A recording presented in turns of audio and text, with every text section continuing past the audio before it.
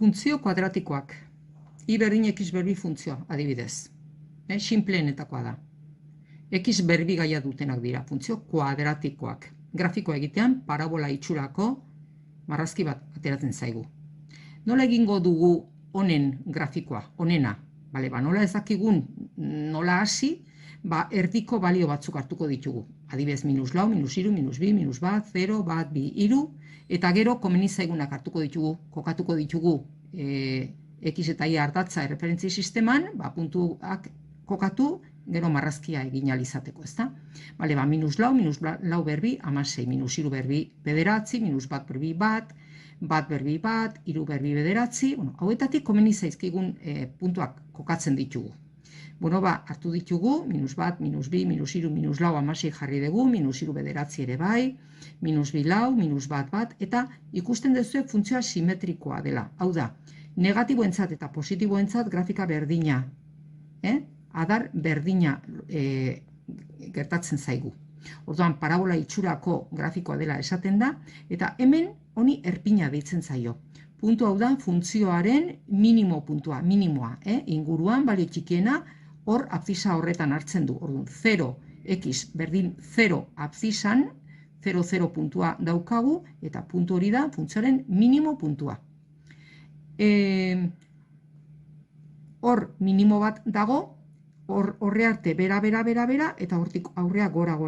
Baina hemen estankatuta gelditzen da. X 0-rentzat estankatuta gelditzen da. Ez gora, ez bera. Horre arte beraka eta hortik aurrea goraka. Orduan, esaten da.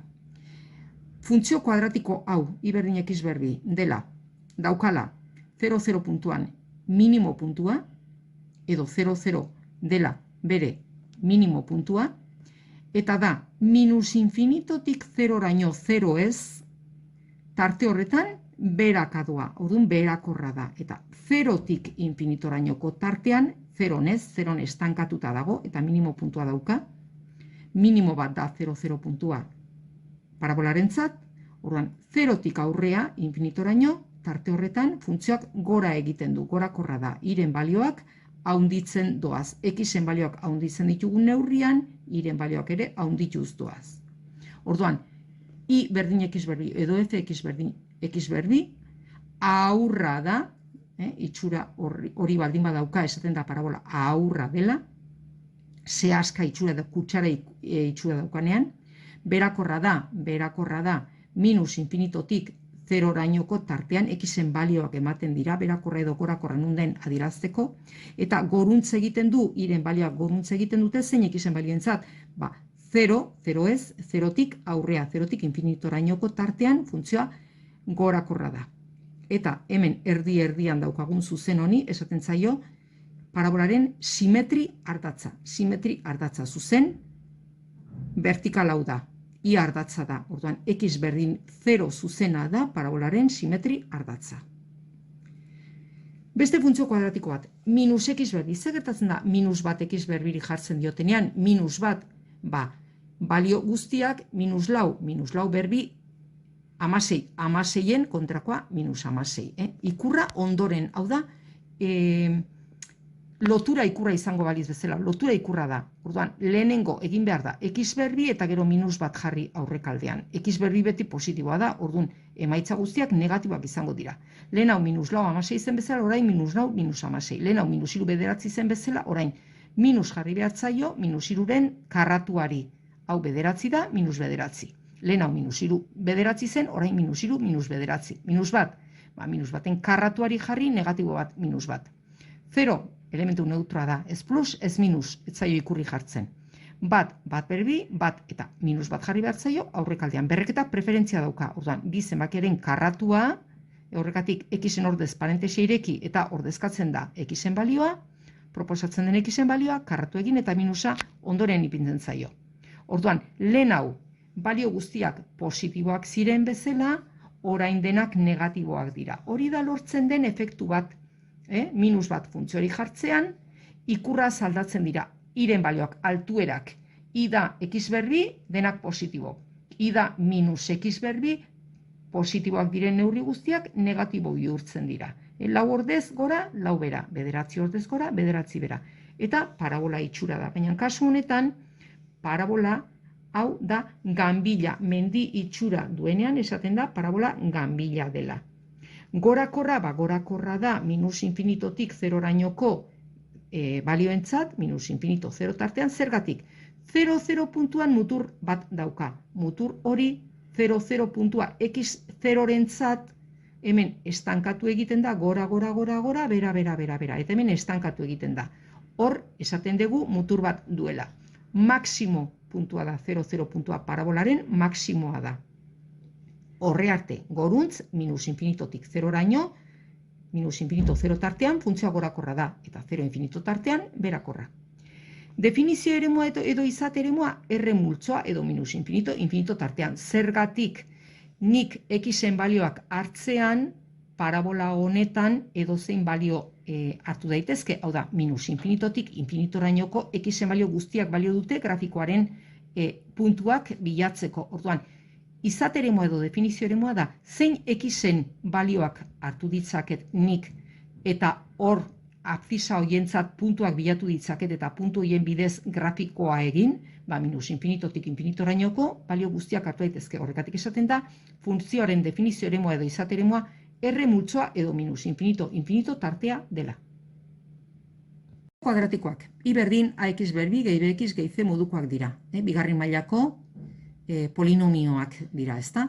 Bueno, aurreko funtzioa zen errexinetakoa, I berdin X berbi, eta horrela egiten da marrazkia egiteko, baina pixkat komplikatzen denean prozedura bat jarraitzen da.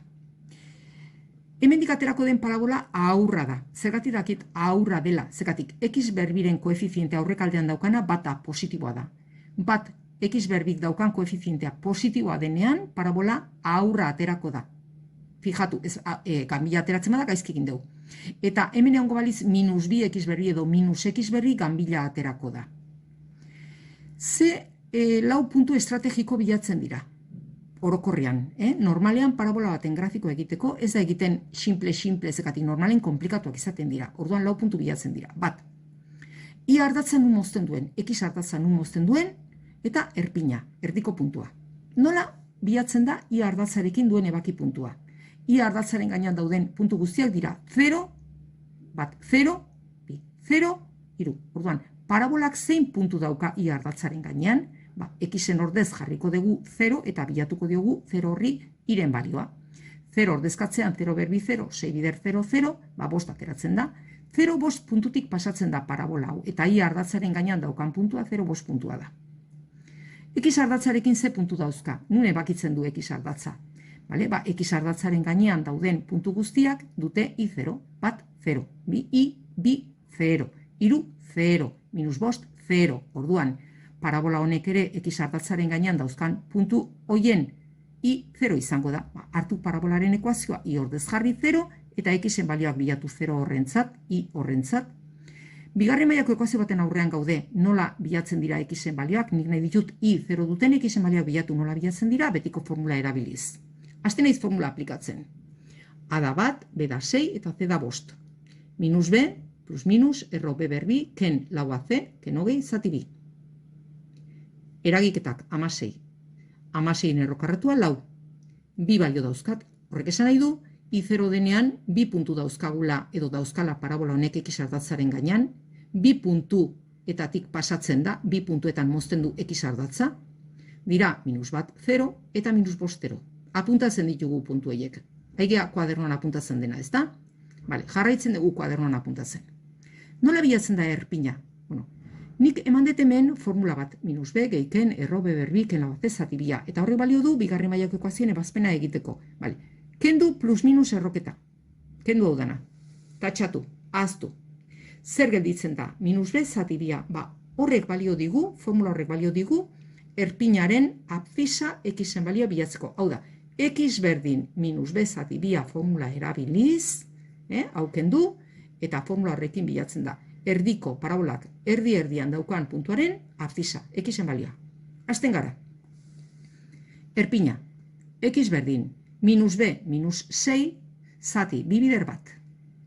Minus 6 zati bi, minus iru. Minus iru abzisaren parean izango du parabolak erpina baina minus iru eta zein da I. Zein puntu da erpina. hartzen dugu parabolaren ekuazioa, hasieran ariketak eman diguna. Eta hor ordezkatzen dugu x ordez parentesia handiak zabaldu, eta hor jartzen dugu xen balioa. Eta x horrentzat i bilatzen dugu. Beti x ezagutzen baldin bada i bilatzeko funtzioaren ekuazioan. Eta i ezagututa x bilatzeko berdin. Beti ezagutzen dena ekuazioan ordezkatu behar da beste puntuaren beste koordenata bilatzeko. Bilatzen dugu iren balioa eta daukagu erpina. Kokatzen ditugu puntu hauek. 0,5 puntuan ebakitzen du i ardatza. -5 eta -1 puntuetan mozten du x ardatza. Eta erpina da -3, -4 puntuan. Hemen erpinan egiten dugula txapeltxo bat aurra dela esan dugu, ezta? Aurra marrazteko egiten dugula txapeltxo bat, eta gero pasatzen dugu gutxi gora bera beste puntu guztietatik. Adarrak simetrikoak izan behar dute. Orduan, itxura hemen puntu gehiago dauzkagu hau marrazteko, itxura hau eman behar diogu beste adarrari. Parabola aurra da, honi esaten zaio ordenatua, abzisa eta ordenatua jatorrian, i ardatzaren gainean daukan ebaki puntuaren ordenatuari, i honi esaten zaio ordenatua jatorrian, x0 denean iren balioa.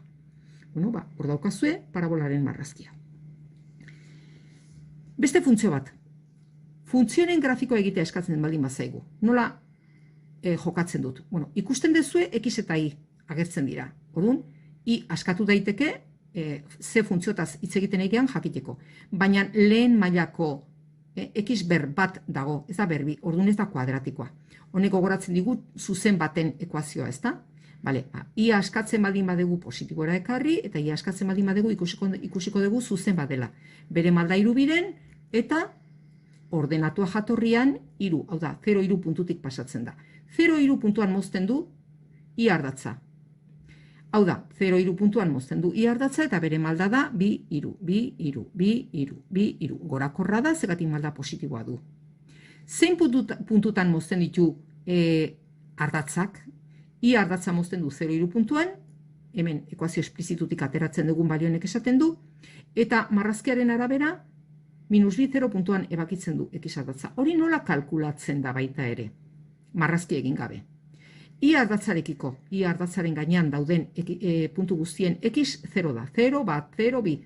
Nik jakiteko zuzen honek zein puntutan ebakitzen duen i ardatza, xen ordez 0 jarri, posible da ekuazio implizito hartza edo orokorra, ez daukagu zertan esplizito hartu beharrik, nola jokatzen dugu implizituan, ordezkatzen dugu xen ordez 0, hau 0 gelditzen da, i alde positibora bialtzen dugu, bizatitzen, eta iren balioa 3 izango litzeke. Hau da, 0,3 puntuan mozten du zuzen honek i ardatza.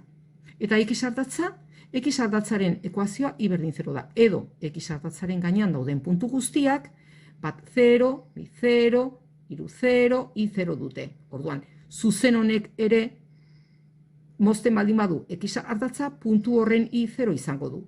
I ordez, 0 jartzen baldin bada, hau 0 bihurtzen da, 6 beste aldera pasatzen da, eta -6 zatiru, -2. -2, 0 puntuan moztuko du, zuzen honek x ardatza. I berdin, x berbi gehi x gehi 12. X berbiren koefizientia -1 da, funtzio kuadratikoa da, berbi, ganbila negatiboa denean, ganbila itxura izan behar du. Orduan, hasten gea prozedura.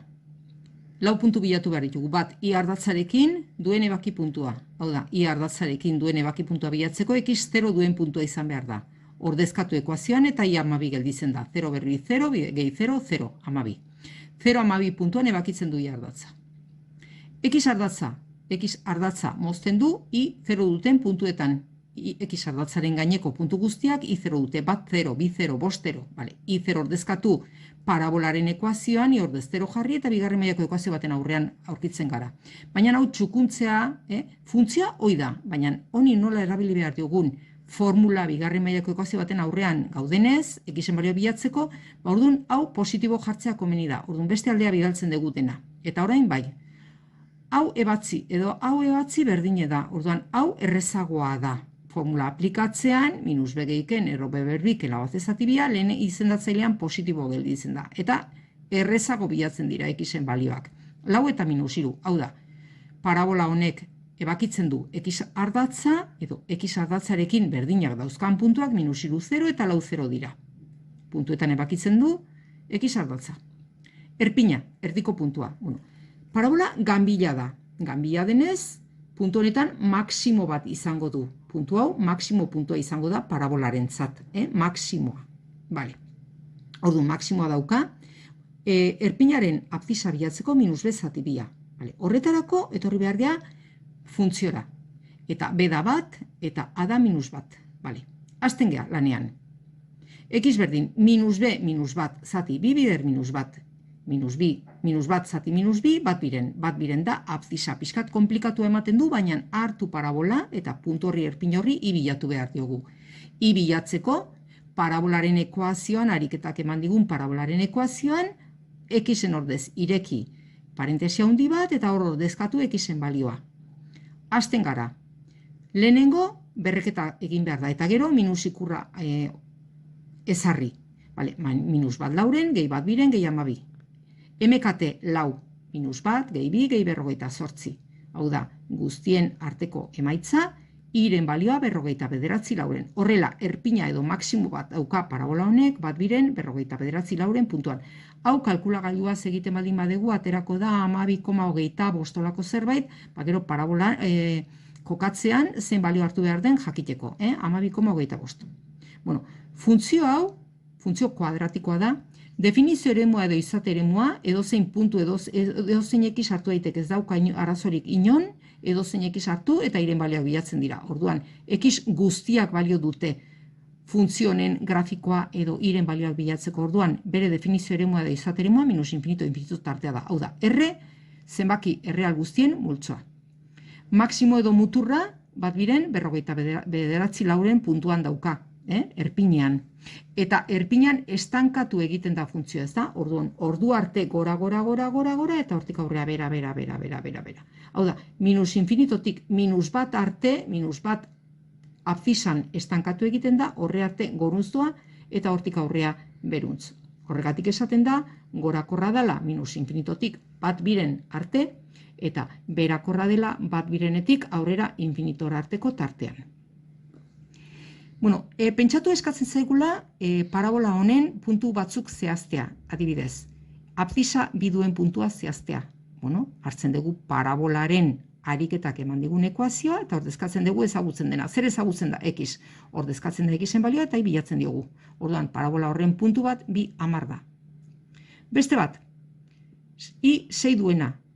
I 6 dela baldin badakit eta parabolaren puntu bat bilatu behar dugu, I ordez 6 jarri parabolaren ekuazioan, ariketak eman digun ekuazioan, eta I ordez 6 jarri eta Xen balioak bilatu, aber zenbat Xen balioak dauzkan. Bueno, X askatzean, betiko formula erabiliz, aurkitzen ditugu bi balio. Orduan, bi puntu daude I 6 balio dutenak, iru 6 eta minus bi 6. Grafikara jotzen baldin badegu, hemen, I 6 dutenak bat, bi, iru, lau, bost, eta 6 bi puntu daude. Bueno, eta grafikoan ez dira oso ondo ikusten bat, bi, iru, lau, bost, 6, puntu hauek izango lieke, klaro. Matematikok ikusi dugu eta hau ikusten da minus bi 6 puntutik pasatu beharko lukela, eta hemen grafikoa nahiko ondo eginda daukagu, zekatik iru 6 puntutik pasatzen da. Grafikoa egiten da gutxi gora bera, baina gero matematikoki edo analitikoki puntuak bilatzen ditugunean dauzkagu puntu zehatzak. Eta gero eskatuko digu, I hogei duen puntuik badagoen. I hogei, erpina puntu altuena dago 12,hogeita bost garren pisuan. Orduan, hogei garren I hogei duen punturik ez dago. Bueno, orain hori grafikok ikusten da. Orain matematikok jungo gea, hori ziurtatzera. Hau da, eskatzen zaigu I hogei duen puntua bilatzea. Bale, ez daukagu.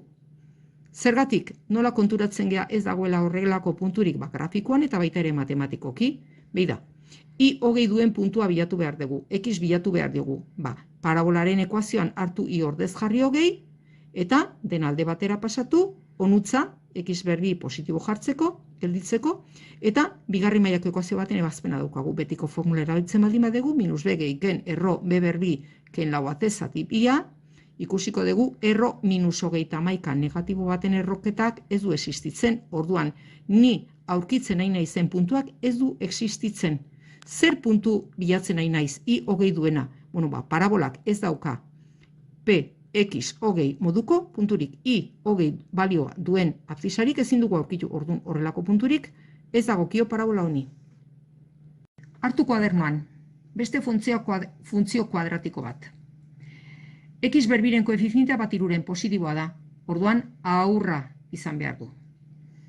Betiko prozedura, ia ardatzarekin daukan ebaki puntua. Xen ordez 0 jarri, 0, 0, minus bi. 0 minus bi puntuan ebakitzen du ia ardatza. Hori kokatuko dugu grafikoa egiteko garaian. X ardatzaren gainean funtzio batek izan ditzaken puntu guztien i 0 da. I ordez 0 jartzen baldin badegu, bigarren mailako ekuazioa erabili behar dugu, bigarren mailako ekuazioaren ebazpena egiteko, ez da? Bueno, nik aurretik hau ebatzi edo dena irukin bidertu, edo MKT egin bider iru, x berri bider iru, iru x bider iru, minus 6, edo hau ebatzi soluzio berdina lortuko ditugu. Kontuz, parabola ez da aldatzen, parabola da i berdin bat iruren x berbi, gehi x ken bi, baina nik ez parabolarekin lan egin beharra naiz, bigarren mailako ekuazio baten soluzioak x balioak bilatzen. Orduan, formula erabili aurretik txukundu daiteke. Eta hori ebatzi edo hori batzi soluzio berdinak lortuko ditut. Nik nahiago dut hau ebaztea, zekatik erresagoa da niretzat. Minus b gehiken erro b berbi ken lau az. Bueno, ez da balio zehatza horrela uzten dugu. Orduan, ebaki puntuak pixkat kostatuko zaigu hau grafikan hartzea, dira minus iru gehi erro gehi tamairu biren 0, i 0 ordezkatuz bilatu dugu xen balio hau, eta x ardatzarekin daukan beste baki puntu bat, minus iru ken erro gehi tamairu biren 0. Bueno, kalkulagailuz, gero kokatzen jakiteko kalkulagailuz bilatu ditut, eta dira, hau, hemendik ateratzen da, minus lau koma hogeita mazazpi 0 puntuan, bozten du x ardatza, eta beste puntua da, beste honetatik lortu etena, bat koma hogeita mazazpi, koma 0. Bi puntu hogetan, bozten du, parabola honek x ardatza. Kalkulagailuarekin kalkulatu ditut, zergatik horrela badakit grafikoan ze puntu hartu behar dituten. Falta zait erpina bilatzea. Minus b, zati bia formula erabiliz, ez da? Bueno, parabolaren ekuazioara jotzen baldin badet, b zan bat, orduan minus bat, eta a zen bat iruren parabolaren ekuazioa hartu behar dut, erpina bilatzeko. Orduan, bi bider bat iruren zatiketa egiten baldin badet, jakiteko zein den erpinaren abzisa, buruz biderkaketa, minus iru biren da. Eta hola erabili behar dugu, ez dugu jarri behar minus bat koma bost. Matematikoki beti zatikiekin lana egiten dugu, zatikiak dauden bezala. Orduan, hartu parabolaren ekuazioa bat iruren bider x berbi gehi x ken bi, eta hor ordezkatu, parentesi hoien barnean, egin dugun, sortu dugun tarte hoietan, abzisaren balioa minus iru biren.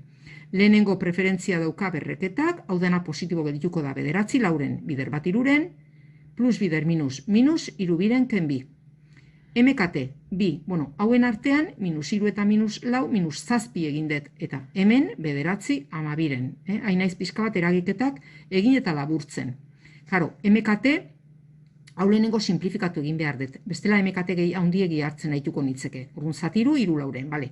Ba, hau ere izendatzailea lau jartzen badin badiot, kenketa egiteko mu naiz. Minus amaika lauren izango da, erpinaren ordenatua. Kalkulagailuarekin bilatu da gero jakiteko nun kokatu behar dituten puntu hauek, minus bat koma bost eta minus bi koma irurogeita bost. Parabola aurra da, orduan erpina izango da parabolaren minimoa. Kokatzen ditut puntuak. Bale, ebaki puntuak, bat zen minus lau koma hogeita mazazpi eta bestea bat koma hogeita mazazpi gutxi gora bera hor, 0. Eta erpina, baita ere, zen minus bat koma bost eta minus bi koma irurogeita bost. Eta 0 minus bi puntutik ere pasatzen da. Bueno, hemen aurra baldin bada, itxura, sehaska itxura ematen diot, eta hasten naiz puntuak lotzen. Simetrikoa izan behar da, adar antzekoak saiatzen naiz egiten gutxi gora bera grafiko, ez dago perfecto egin beharrik. Orduan, funtzioak minimo bat dauka, erpin horretan, puntu horretan. Definizio eremua existitzen du grafika luzatu egin behar da, zekatik existitzen du minus infinitotik infinitorainoko xen balio guztietan, x guztiak dute puntu bat, dute i. Batzuk positiboa, beste batzuk negatiboa, orduan, izate eremua edo definizio eremua, minus infinito, infinito tartea edo erremultzoa. Funtzioa berakorra da, no arte, erpinar arte, erpinaren x da minus iru biren. Orduan, minus iru biren arte hemen estankatu egiten da. Orduan, minus infinitotik minus iru biren arte, minus irubiren ez, hor minimo badauka, estankatu egiten da, baina horre arte funtzioa berakorra da. Eta hortik aurrea minus irubirenetik infinitoraino, tarte horretan funtzioa gorak egiten du. Iren balioa goruntz, haunditzen doaz. Nei eskatzen baldin bazat puntu hau bilatzea, ariketak eskatzen baldin badit. Eman parabolaren puntu hau. Vale? I minus bi duena. I ordez jartzen dut, I ordez minus bi, eta x bilatzen diot. Vale, x bilatzeko bigarren mailako ekuazio baten aurrean aurkitzen naiz. Bigarren mailako ekuazio honetan, zenbaki askea falta da. Orduan, hau ebatzi daiteke formulari gabe. Nola, x faktore komuna atera, eta biderketa 0 baldin bada, bat da 0 edo bestea da 0. Biderketaren erantzuna, biderketaren soluzioa 0 izateko, bi hauetako bat 0 izan behar du, edo biak 0 izan behar dute. Orduan, bi adar, edo x 0 da, edo bat iruren gehi bat 0 da. X 0 da, izango litzeke, minus bi I balioa duen edo ordenatua duen abfisa bat, hau da, puntu bat 0 minus bi izango nuke. Eta bestea, x bakanduz, minus iru bi. Etortzen baldin bagea onutza, ikusten dugu I minus bi dutenak, I minus bi bat eta bi minus bi dutenak bi puntu hauek dira, bat 0 minus bi puntua, eta bestea ondo marraztuta dago, eta ikusten dugu bat bi minus iru minus bi puntua dela. Orduan, matematikoki eta grafikoki ikusten da, bi puntu horiek, bilatu dituten bezala, parabolaren bi puntuak direla. Eta pentsatu behar ditugu. Ebatzi sistema hauek modu analitiko eta grafikoan. Esan nahi du, bat, parabola bat, hau parabola bada, aken be berbi eginez, ikusiko dugu ze motatako funtzio kuadratikoa den, eta hau zuzena da. Bueno, ebatzi sistema esan nahi du. Marraztu parabola, marraztu zuzena, eta ikusi, ebatzi da beti zerbait berdina dute. Bueno, parabola eta zuzena, bata bestearen gainean jartzen badin baditugu, ikusiko dugu puntu batzuetan mozten direla. Bueno, berdinak dituzten puntu horiek aurkitzea eskatzen du ebatzi sistema hau esaten duenean. X eta iren baleak bilatzea, X eta Y horiek izango dira, parabola eta zuzenak berdinak dauzkaten puntuen koordenatuak. Berdin hemen eta berdin hemen. Aber zer gertatzen den. Eta ondoren, irudikatu parabola hau, funtzio kuadratiko hau, funtzioaren grafikoa egin, eta kalkulatu bertan kokatuz puntu hauek. Lehenengo puntua, P azpi bat, minus bat, minus erro bi, X abzisa duena, I bilatu. Eta gero, bi puntu daude, I ordenatua bat dutenak. Orduan, bi puntu horiek ematea eskatzen du. Lehenengo ariketa, parabola eta zuzena. Parabola landuko dugu lehenengo. Grafikoa egin behar diogu. Vale. A berbi, ken bi AB, gehi B berbi. Hau da funtzio kuadratikoa, parabola. Betiko prozedura. Parabolaren marrazki egiteko, I ardatzarekin daukan ebaki puntua, X-en ordez 0 jarri eta 0 lau da. X ardatzarekin dauzkanak, I ordez 0 jarri, eta bigarren mailako ekuazioaren ebazpena egitea X-en balioa bilatzeko. I 0 duten X-en balioa bilatzen ditut. Bueno, lau gehi 0 zati bi, eta lauken 0 zati bi, bueno, balio bikoitza da. Hau da, bi 0 puntuan mozten du edo ikutzen du bakarrik X ardatza. Parabola honek. Erpina, minus B zati bia, parabolara jotzen baldin badegu, B da minus lau, orduan, minus B lau zati bi bat, bi A, bi. Hau da, bi da erpinaren abzisa, eta iren balioan I bilatzeko ekuazioan ordezkatu, orduan, X ardatzare ikutzen duen edo mozten duen puntuan dauka baita ere erpina. Parabolaren grafikoa, hau izango litzeke. Igual ez dauzkat datu gehiegi, zekati daukat bi 0 puntua eta 0 lau. Bueno, puntu gehiago behar baldin baditut, bilatu ditzaket. Eta gainea, besoak simetrikoak nola izan behar duten, bat eta bi 0-rentzat lau baldin bada iren balioa, beste bi hartzen baldin badut eskubiadera, lau puntua izango nuke. Eta beste dozein puntu bat bilatu dezaket, hau da parabola hartu, ordezkatu minus bi, edo ordezkatu bost, edo dozein balio bilatu dezaket parabolaren grafikoa egiteko. Bueno, aurra dela badakit, zekatik X berbiren koefizientea bat da, orduan gutxi gora bera itxura horretako parabola marraztuko nuke. Eta gero zuzena landu behar dut. Bueno, zuzena lantzeko bi puntu nahikoa ditut. Bueno, iri 0 balio eman, x-eri 0 balio eman, eta i minus lau izango luke. Hau izango nuke zuzenak i ardatzarekin duen ebaki puntua. Lau ematen baldin badiot, lortzen dut kasualidadez x ardatzarekin duen ebaki puntua. Orduan, zuzen honek dauzkat zuzen honen bi puntu, ardaz koordenatuekin dauzkanak. Orduan, jo eta zuzena marraztuko nuke, 0 minus lau eta lau 0. Ikusten dut, parabola doa alde batetik eta zuzena bestetik. Ez dute puntu berdinik, ez dute ebaki punturik, hori grafikoki. Orduan, erantzuna, parabola eta zuzen honek, zuzen hau ez dira ikutzen, ez dira mozten. Orduan, ez dute ebaki punturik. Matematikoki. Hartzen ditut parabola eta zuzena. Parabola eta zuzenaren arteko ebaki puntua kalkulatzeko puntu berdinak direnez, berdinketa, berdintze metodoa edo ordezkatze edo laburtze. Berdintze metodoa, i berdin, i berdin, i eta i berdinak ditugu, berdintzen ditugu, i eta i, hau da, ekuazioak berdin du, alde batera bidali, eta bigarren mailako ekuazioaren ebazpena egitea izango litzeke betiko formula erabiliz. Txukunduta dago, orduan formula aplikatzen hasten naiz. Zer gertatzen da, erro minus zazpi ez du existitzen, zeren bila hainaiz? Hainaiz, parabolak eta zuzenak berdinak dauzkaten ebaki puntuien, bila hainaiz, ezin baldin badut bilatu ez daudelako, horrek esan nahi du parabola eta zuzena, ez dira, ikusten ez dira ebakitzen eta ez dute ebaki punturik. Bigarren ariketa, ebatzi ekuazio sistema hau, hau da, parabola, bigarren mailakoa, eta zuzena. Parabola. A berbi, ken bi AB gehi B berbi, eta gehi bi. Aurra da. Hau da, x berbi, ken lau x gehi 6, da parabola. Azten betiko prozedura jarraitzen. I ardatzarekin daukan ebaki puntua parabola honek, xen ordez 0 jarri, eta i 6 ateratzen da. 0,6 puntuan mozten du i ardatza. X ardatzarekin dauzkan ebaki puntua bilatzeko, i ordez 0 jarri parabolaren ekuazioan, eta ebatzi. Nola betiko formula erabiliz? Erro minus 8, hau da, hainaiz. X ardatzarekin zein puntutan ebakitzen den parabola hau da, parabolanek X ardatza zein puntutan mozten duen, puntoien bila, ez dago punturik. Orduan, parabola hau aurra da, eta ez du X ardatza mozten. Ez du X ardatza mozten. Erpina, haber nun daukan puntu txikiena, bajuena, minimoa. Minus B zati bia. B da, minus lau, orduan minus B, lau, zati, bi bider bat. Bi, abzisa da, erpinaren abzisa. Hartu parabola, ordezkatu Xen balioa, eta bi puntuan dauka erpina. Beste puntu bat beharko dut, zegatik ez du X ardatza mozten, I ardatza mozten du 0,6 puntuan, eta erpina bi puntuan dago. Orduan beste punturen bat bilatu dezaket. Adibidez, Xen ordez lau jartzen badimat edo nahi deten balio bat, I bilatzen diot, orduan puntu hau ere parabola honena da. Orduan beste puntu bat izango nuke parabolaren grafika egin ahal izateko. Gehiago nahi baldin badituzue bilatu. Denboraren arabera. Kokatzen ditut.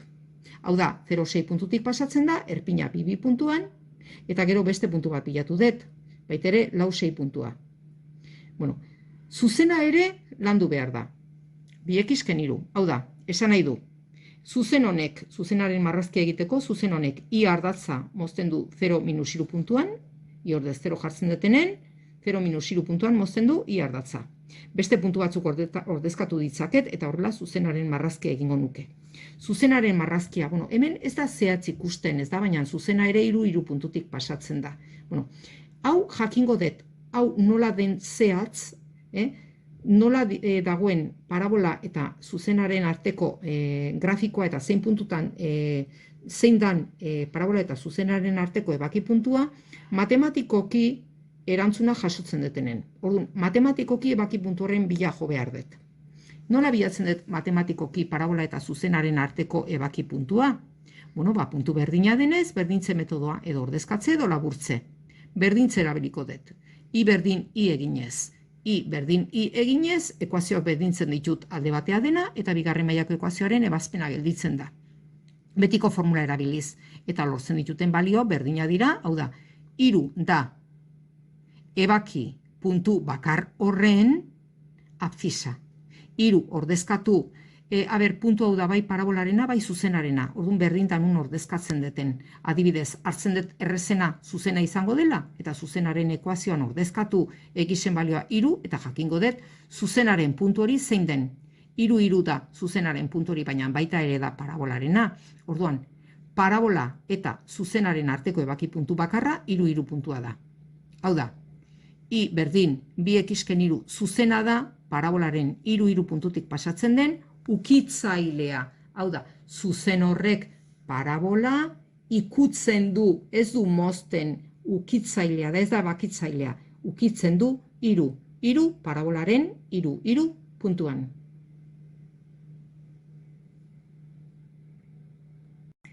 Hirugarren ariketa, ebatzi modu analitikoan eta grafikoan sistema hau. Bueno, parabola eta zuzena. Ebatzi esan nahi du, egin marrazkia eta ikusi. Z, X eta Y. Hau da, zein diren berdinak dituzten puntu hoien koordenatuak, X eta Y. Parabola, marrazten dugu lehenengo. Parabola lantzeko 4 puntu behar ditugu, betiko prozedura. Y ardatza nun mozten du, X ordez 0 jarri, eta 0 puntuan mozten du Y ardatza. X ardatza zein puntuetan mozten du parabola honen grafikoa egiteko jakin behar ditugu puntu horiek. Bale, Y ordez 0 jarri, bueno, hau bigarren mailako, hau negatiboa da, positibo bihurtzen dut. Errexena da, X berri positibo dagoen aldean jarri, formula aplikatu aurretik. Baina hau ebatzi, edo, izendatzailea, MKT egin edo bikin bidertu, X berbi, ken 2x, ken 8 berdin 0, ekuazioa ebatzi, berdin lortzen dira soluzioak. Baina kontuz, parabola hau da, I berdin -1 biren X berbi gehi X gehi lau da, parabola. Hau da bitarteko bat, txukundu eta formula errezago erabiltzeko. Formulan ordezkatu eta 2 puntu dauzka parabola honek X ardatzarekin berdinak. Lau 0 eta -2, 0 puntuetan mozten du X ardatza. Erpina, parabolaren ekuaziora jotzen dugu, eta -b, b bat da, -1, eta a da -1 biren, 2a. -b zati bi, -1, erantzuna bat da, erpinaren abfisa, eta I bilatzeko parabolaren ekuazioan, X-en ordez ireki parentesiak, eta hor txertatu abfisaren balioa. Iren balioa bilatzen dut, MKT egin, eta 8 biren, 8 erdi eta 2 erdi, ken bat erdi, 9 erdi erpinaren koordenatuak. Parabola ganbila da, zegatik a -1 biren negatiboa da, orduan erpin honetan izango du parabolak maksimo bat puntu honetan, maksimo bat. Parabola horren marrazkia, ebaki puntua I ardatzarekin 0 lau, X ardatzarekin dauzkanak lau 0 eta -2 0, eta erpina bat eta 9 biren dela 4,5. Bueno, hemen ganbila baldin bada, ematen diot horrelako txapelitxurako arku txiki bat, eta gero ja puntuak lotzen ditut, gutxi gora bera, simetria ematen denez, marrazkia eginez. Zuzena, I berdin 2x. Bueno, 2x ez dauka gehi ezer, orduan 0,0 puntutik pasatzen da, X 0 denean, I 0 da. Eta mala bi da, orduan bat, bi baten, bat eta bi, bat eta bi, bat eta bi, zuzenaren marrazki egiten dugu, eta ikusten da, hori garbiago ikusiko da matematikoki edo analitikoki ariketa egitean, baina ikusten da parabola eta zuzenaren arteko bi ebaki puntu daudela. Orduan bilatu behar ditugu orain zehatz zein diren ebaki puntuien koordenatuak. Orduan, sistema ebaztea da, ikustea Z, X eta Y dituzten berdinak. Hau da, zein diren ebaki puntu berdinak dauzkaten puntuien, X eta Y koordenatuak. Azten geha matematikoki hori egiten. Puntu berdinak, orduan parabola eta zuzenaren arteko ebaki puntuak aurkitzeko berdintze metodoa. Puntu berdinak direnez, berdintze metodoa aplikatzen dugu. Berdintze, I berdini. Hau da, berdintzen ditugu ekuazioak, alde batea alde positibora pasatzen dugu, eta hau formularekin ebatzi aurretik txukundu egingo dugu. Eta bitarteko bat. Orduan, hau ez da, hau biderbi eginda, 2x ken 8, hau ez da parabolaren ekuazioa da. Bitarteko bat, formula erresago aplikatu izateko. Formula aplikatu, eta ikusten dugu, 2x lortzen ditut, baina 2x horiek dira Zertan nahi gea, zer bilatzen ari gara, berdina dauzkaten, ebaki puntuien abzisak, bi eta minus lau. Puntuiek osatu egin behar dira, i bilatuz. Bueno, puntuiek dira bai zuzenarenak, bai parabolarenak. Orduan, zuzenarenak direnez, zuzenean ordezkatzea izango da errezena. Bi bider bi, bi x da zuzenaren ekuazioa, eta bi bider minus lau. Orduan, bi, lau eta minus lau, minus zortzi dira grafikoan ikusten den bezala, bi lau eta minus lau, minus zortzi dira parabola eta zuzenaren arteko ebaki puntuak. Laugarren ariketa, irudikatu parabola hau. Bueno, ariketariekin hasi baino lehenago gogoratu behar dizuet. A gehi B berbi edo minusa ken B berbi berdina da. Biak positibo edo biak negatibo formula berdina aplikatzen da.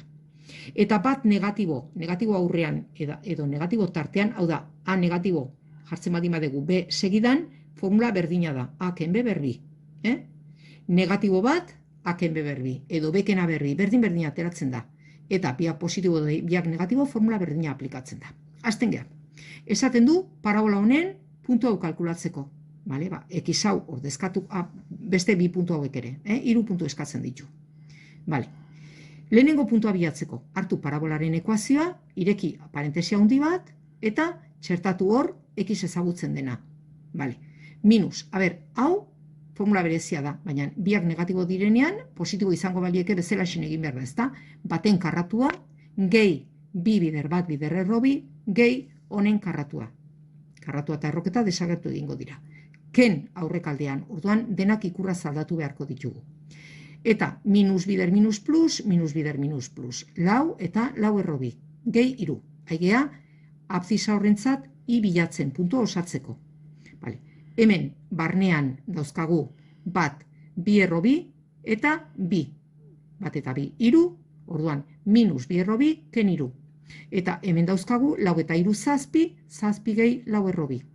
Hau da, puntu horren ordenatua da, lau erroketari bi erroketak kentzen badin badiogu, bi gelditzen dira, eta zazpiri iru kentzen badin badiogu, lau gelditzen da. Puntua bilatu dugu.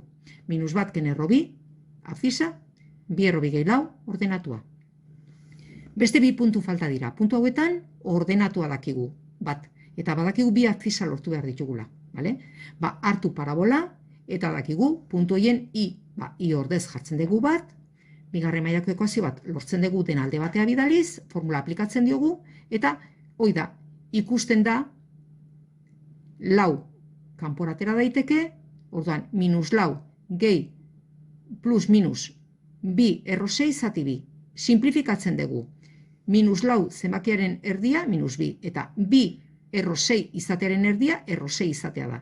Hau da, bi abzisa dauzkagu, puntu horiek osatzeko garaian, hau da, ordenatua bat duten bi puntu daude. Bat da, minus bi gehi erro 6 bat puntua, eta horrela uzten da, eta bestea da, minus biken erro 6 bat puntua dira, eskatzen diren puntuak. Eta orain ja bukatzeko, parabolaren grafikoa eskatzen da. Bale. Parabolaren grafikoa egiteko betiko prozedura, lau puntu. Xen ordez 0 jarri eta i bilatu, iru, i ardatzarekin daukan ebaki puntua. I ordez 0 jarri parabolaren ekuazioan, eta hau alde positiboan jartzen badin badugu errezago aplikatuko dugu formula. Bale, formula aplikatuz, bi puntu dauzka, hemen berriro minus lau, hogeita zortzi, lau bider zazpi, lau kanporatera, bi erro zazpi.